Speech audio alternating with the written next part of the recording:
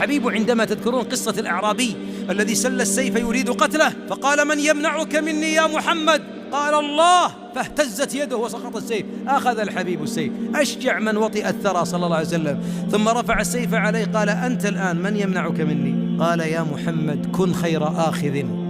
يعني أنا مهبول ومجنون بس أنت أعقل الناس، يا سلام، وتو معك السيف وتتبختر، كن خير آخذ. قال: أتشهد أني رسول الله؟ قال: لا. لاحظ الله عبيط فعلا، يعني كيف يا أخي؟ المفروض قال أشهد ونج نفسك. أتشهد أن لا إله أني قال: لا.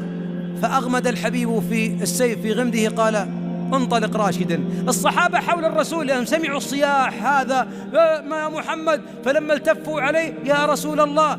طبعا في واحد على دائما بجوار رسول الله، ذاك الذي خافه مو بالأمم الكافرة، إبليس خاف منه، عمر فاروق الأمة، الذي قال الحبيب: والله يا ابن الخطاب ما سلكت فجا إلا سلك الشيطان فجا آخر.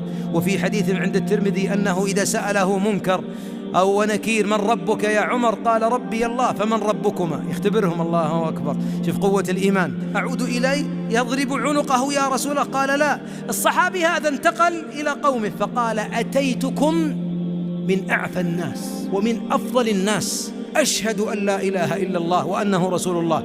لماذا لم تسلم عنده؟ قال: حتى لا يقال خاف من السيف. العرب ترى فيهم عريكة عجيبة وفيهم قوة وأنفة. ثم أسلم وأسلم قومه.